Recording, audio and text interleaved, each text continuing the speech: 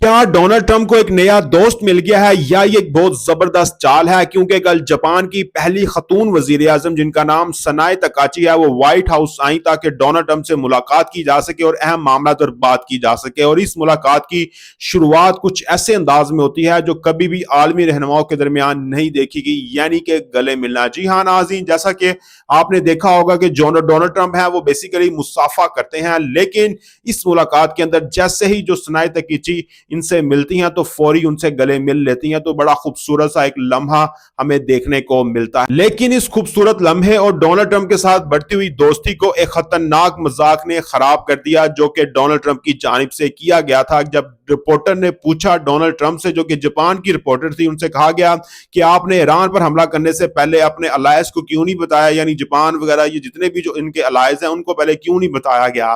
तो जिसके बाद डोनाल्ड ट्रंप कहते हैं कि ये जो सरप्राइज है ये बेसिकली हमने दुनिया को देना था, और इसके साथ वो ये भी कहते हैं कि इन सरप्राइज के बारे में जापान से बेहतर कौन जा सकता है और आपने मुझे पर्ल हार्बर के बारे में क्यों नहीं बताया। तो जिसके बाद जो उनकी वजीर आजम है जापान की सनाए तकीची, वो बहुत ही ज्यादा ऑकवर्ड फील करती हैं, लेकिन इन्होंने बाद में इसका बदला भी उतारा जब इन्होंने हंसते हुए जो बाइडेन के ऑटो पिन पोर्ट्रेट पर भी रद्द-ए-अमल दिया जो डोनाल्ड ट्रंप ने अपनी सदूर की दीवार पर लगाया हुआ था। इसके अलावा इस दिन बाद की तकरीर के अंदर एक ट्रांसलेटर के जरिए इन्होंने ट्रंप को अपना बेहतरीन दोस्त करार दिया। वो कहती हैं कि मुझे पूरा यकीन है कि डोनाल्ड ट्रंप मेरे बेहतरीन दोस्त हैं जो इस मुश्तरका मकसद को हासिल करेंगे। और इसके साथ साथ इन्होंने डोनाल्ड ट्रंप के बेटे की सालगिरह पर उन्हें विश भी किया और कहा कि जो डोनाल्ड ट्रंप के बेटे हैं बैरन, वो अब एक लंबे और खूबसूरत नौजवान बन चुके हैं। जिसके बाद इन्होंने एक अंग्रेजी जुमला भी कहा कि जापान वापस आ गया है, जिसको सुनकर डोनाल्ड ट्रंप बहुत ज्यादा खुश नजर आते हैं।